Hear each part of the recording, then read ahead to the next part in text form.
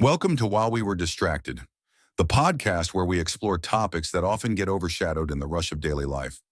If you travel to a foreign country tomorrow Yeah. and you try to buy like a $5 cup of coffee without warning your bank, Yeah, your card is going to be frozen in milliseconds. exactly. The algorithm is just ruthless. It looks at your location, it looks at the purchase, and it instantly shuts down the vault. Right. It does not mess around.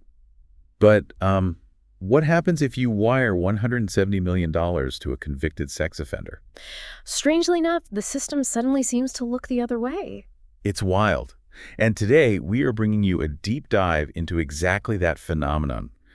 We're looking at how massive, sophisticated financial institutions can seemingly miss staggering red flags that are, operating right out in the open. It really is a profound contradiction. I mean, you have a system engineered to be hypervigilant about a $5 anomaly, yet completely blind to the movement of vast illicit fortunes. Right. And to dissect how this actually happens, we are looking at a really compelling stack of sources today. We are pulling from a recent anti-money laundering, or AML, training case study. Which breaks down the granular mechanics of illicit finance. Exactly.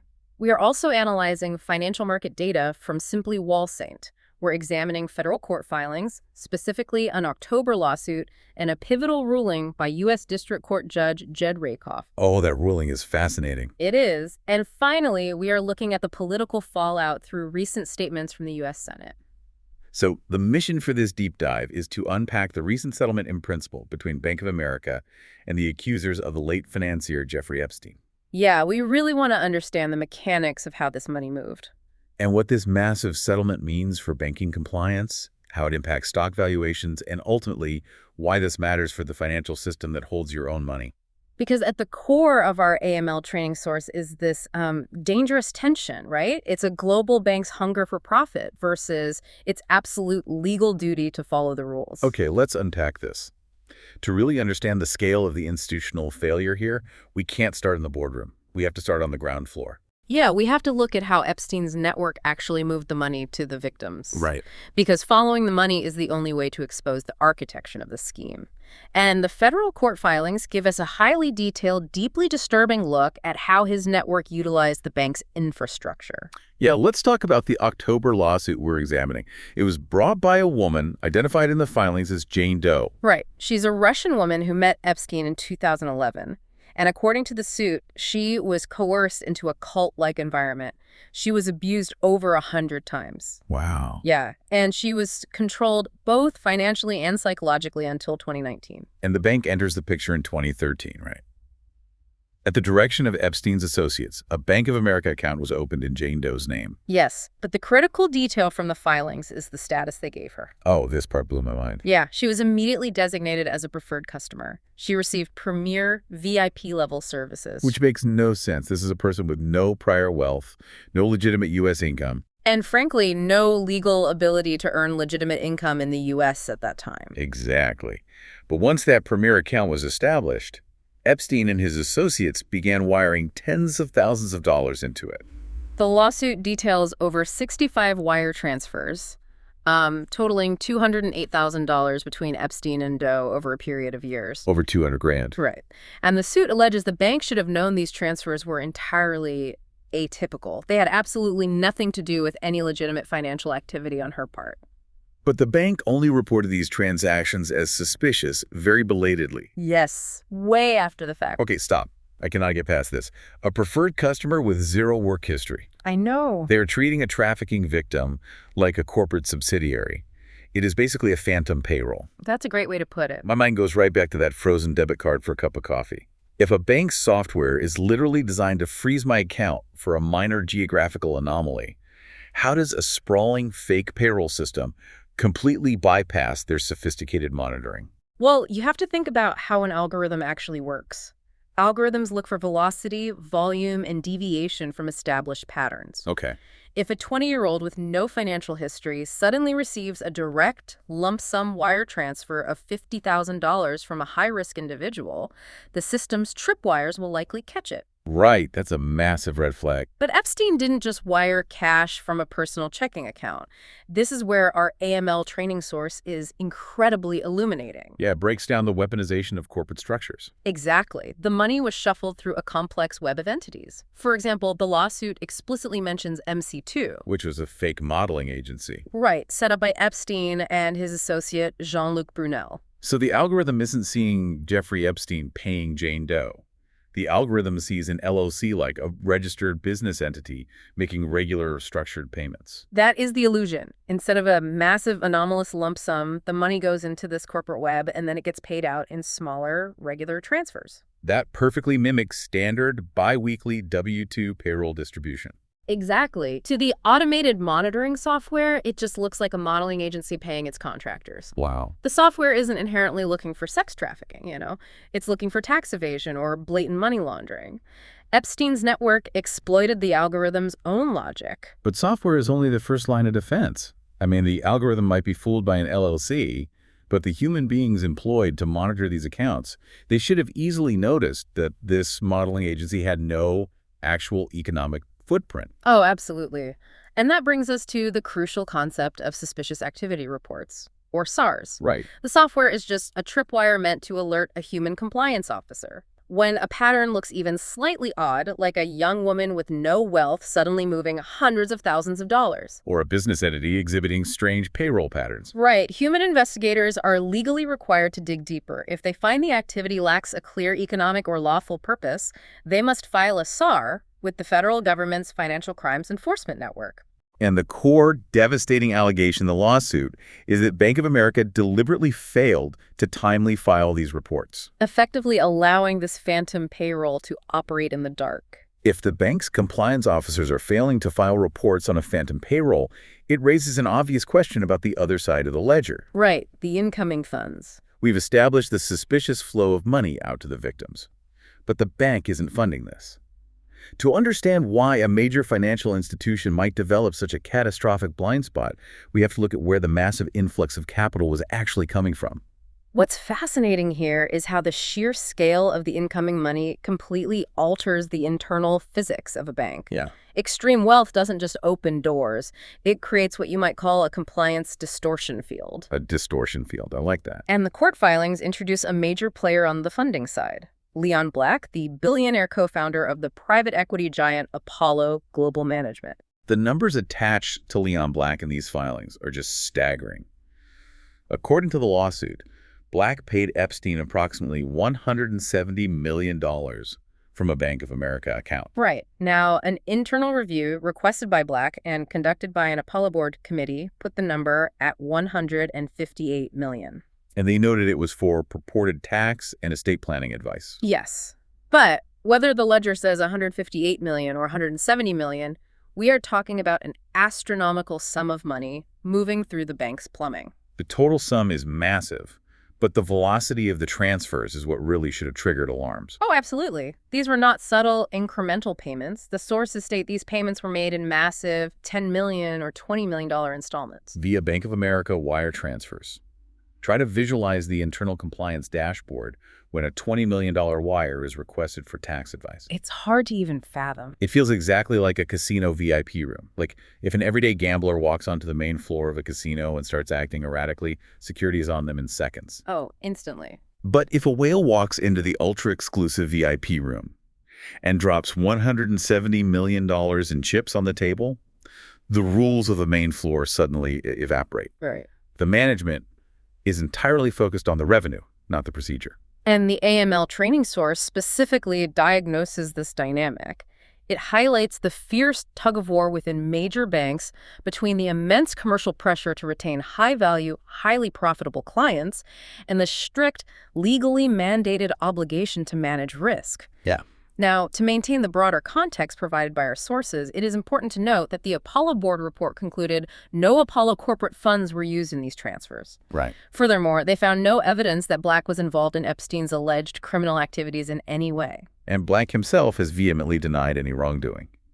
He stated he was completely unaware of Epstein's criminal activity. The sources do note, however, that he stepped down as Apollo's CEO in 2021. And a review of Justice Department documents by news organizations showed Black's name appeared 8,200 times in connection to the investigation. Though that figure likely includes many duplicate administrative records. True. But if we put ourselves in the shoes of the bank executives at the time, the source of the funds isn't the only metric.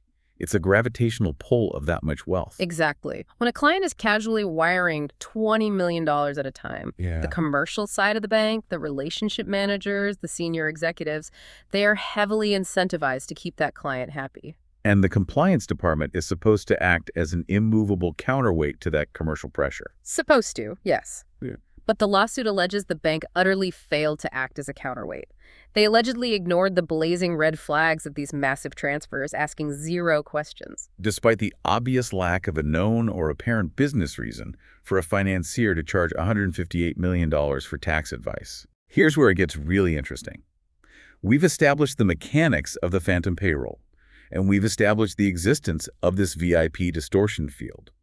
But how does the human element of a bank actually break down to let this happen for years? Right. Because an algorithm definitely flagged a $20 million wire. This isn't a software bug. This is a human being or a team of human beings looking at an alert and deciding to clear it. Yeah. And to understand that cultural failure, we have to look at Judge Jed Rakoff's ruling, which is a pivotal document in our stack of sources. Right. Earlier in the litigation, the banks naturally tried to get these lawsuits dismissed, characterizing the allegations as threadbare. But Judge Rakoff refused to throw it out. He did. He allowed two very specific, very severe claims against Bank of America to proceed. First, that the bank was a knowing beneficiary in a sex trafficking venture. Wow. And second, that it actively obstructed the federal government's enforcement of trafficking laws. His exact phrasing in the ruling is impossible to ignore. He wrote that the amended complaint plausibly asserts the bank turned a blind eye to repeated, detailed allegations of trafficking. Yes. He explicitly noted that some of these allegations weren't hidden in the dark web. They emanated from police reports that were widely circulated in the mainstream press. He stated the bank utterly failed to engage in basic due diligence. And due diligence is the operative legal phrase here. The AML source drills deeply into the regulatory concept of enhanced due diligence, or EDD. Okay, unpack that for us. So, for a high-risk client, especially one with a prior criminal conviction and massive negative press, which Epstein undeniably had after his 2008 conviction in Florida, a bank is legally required to conduct deep, ongoing investigations. Right. EDD isn't a one-time background check when you open the account. It is constant, proactive scrutiny of the client's financial behavior and public profile. But instead of enhanced due diligence, the lawsuit alleges a scenario that is honestly jaw-dropping. According to the filings, a Bank of America employee who was actively handling this account actually used to be Epstein's banker at J.P. Morgan Chase. And before that, at Deutsche Bank. Unbelievable. And the complaint alleges this specific employee had direct personal knowledge of Epstein's trafficking venture. Wow. To put the gravity of that in perspective, our sources note the legal fallout those previous institutions faced for their own compliance failures regarding Epstein. Right. J.P. Morgan ultimately settled a class action lawsuit for $290 million. And Deutsche Bank settled a similar suit for $75 million. This completely exposes the culture problem. You have a relationship banker literally carrying a highly radioactive, highly profitable client from institution to institution. Exactly. When a banker brings a billionaire's ecosystem to a new bank, they are treated like a rainmaker. The compliance officers are inherently placed in a subordinate position. They are terrified to flag the rainmaker's accounts because flagging the account jeopardizes the bank's fee revenue. And the AML trading source identifies this exact dynamic as the ultimate institutional failure. A healthy banking system requires a robust, independent compliance culture. Yes. Your anti-money laundering teams must be empowered to hit the brakes. Right. If a monitoring system flags a massive irregular wire transfer, but nobody escalates the alert because they fear the internal political backlash of angering a top-producing relationship manager, well, the entire regulatory framework collapses. The lawsuit argues it went beyond just a passive collapse of the framework, though. It claims that Bank of America deliberately failed to timely file suspicious activity reports in and after 2019. Yeah, and the plaintiffs argue that this deliberate failure actively obstructed the federal investigation right as the Epstein case was exploding back into the public eye. When the internal pressure to generate profit and shield high-net-worth clients overrides the legal obligation to report suspicious behavior, the bank crosses a dangerous line.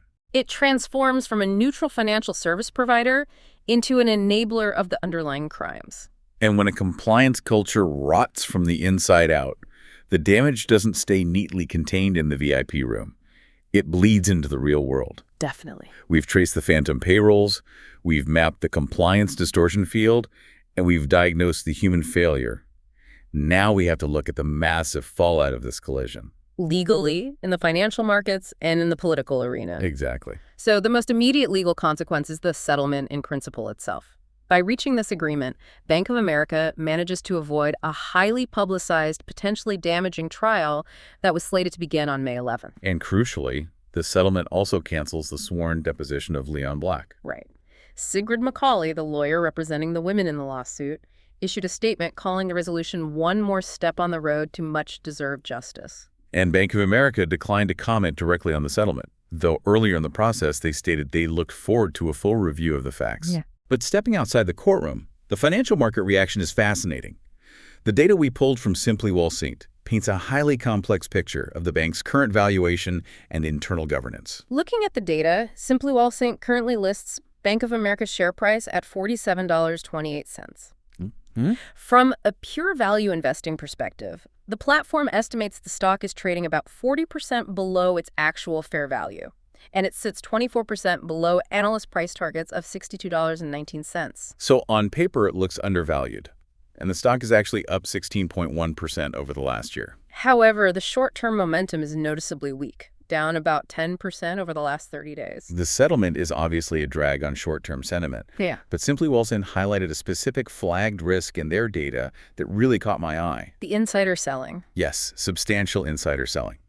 Over the last 3 months, senior executives at the bank, including the international president, have been selling off significant portions of their shares. And institutional investors watch insider selling very closely, especially when it coincides with a massive compliance failure. When you combine a high-profile legal settlement stemming from severe risk management breakdowns with significant stock sell-offs by senior leadership, it triggers immediate governance alarms. Investors and counterparties start questioning the board's oversight and the bank's internal controls. Because the market can price in a fine, but cultural compliance rot is notoriously difficult to quantify, and markets despise that kind of uncertainty. And that uncertainty is bleeding directly into the political arena.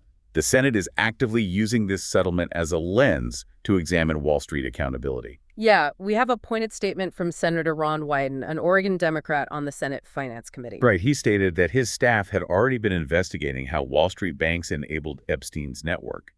And in his statement regarding the settlement, Wyden asserted that Bank of America willfully looked the other way, while Black paid Epstein the $170 million in wire transfers. The fallout here goes beyond just scrutinizing the bank. It becomes ammunition in broader political conflicts over regulatory enforcement. Yeah, and to be clear to you listening, we are strictly looking at the source material here and reporting what was said. We aren't taking a political stance. Right, we're just analyzing the political crossfire contained in the sources. Exactly. So, according to the source material, Senator Wyden used this specific case to aim sharp criticism at the current administration's approach to financial oversight. He stated he will continue to point out how Attorney General Pam Bondi and Treasury Secretary Scott Bessent have, in his words, failed to hold Bank of America or other Wall Street banks accountable. He is publicly demanding the federal government take aggressive action against Wall Street enablers. But regardless of the political crossfire, the core tension Wyden highlights is the sheer difficulty of forcing massive financial institutions to police themselves when billions of dollars are on the line. If we connect this to the bigger picture, which brings this entire deep dive directly back to you, the listener, it is easy to view anti-money laundering regulations as abstract corporate bureaucracy. Yeah, it sounds super dry. It does. But whether you are an everyday investor holding bank stock in your 401k, an employee of a publicly traded company, or just a person utilizing a local bank branch, the internal governance of these institutions affects you. Because the risk culture of the banks holding the global money supply directly dictates market stability. Exactly.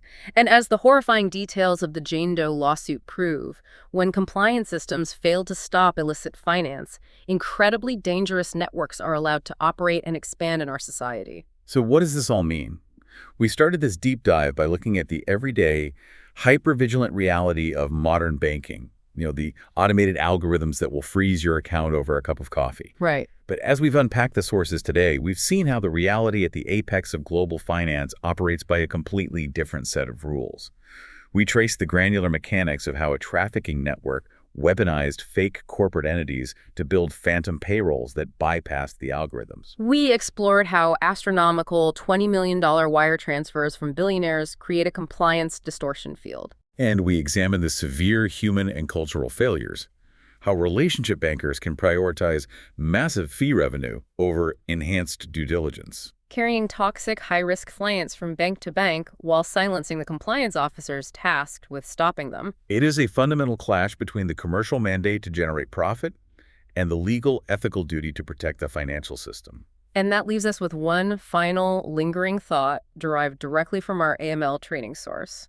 In our society, we are deeply conditioned to view massive wealth, high-status VIP clients, and complex layers of corporate LLCs as definitive markers of legitimacy. Right. We assume that if someone has a family office, a premier bank account, and the backing of billionaires, their money must be clean and heavily scrutinized. But the uncomfortable reality exposed by compliance experts is the exact opposite. Those complex corporate layers are not a guarantee of legitimacy. They are the perfect architecture for hiding illicit activity. Yeah. High-value status shouldn't grant a client a free pass through the regulatory perimeter. If anything, extreme wealth and complex corporate routing should be a trigger for the absolute highest level of investigative scrutiny. Which brings us right back to our bank vault. If the global banking industry's systems and cultures are inherently designed to implicitly trust the exact people who possess the most resources to hide their actions, well, it forces a terrifying question. Yeah. As you look at the complexities of the global economy today, how many other phantom payrolls are operating right now, entirely undetected, safely hidden within the VIP blind spots of our financial system? Don't forget to like and subscribe for the next episode on While We Were Distracted.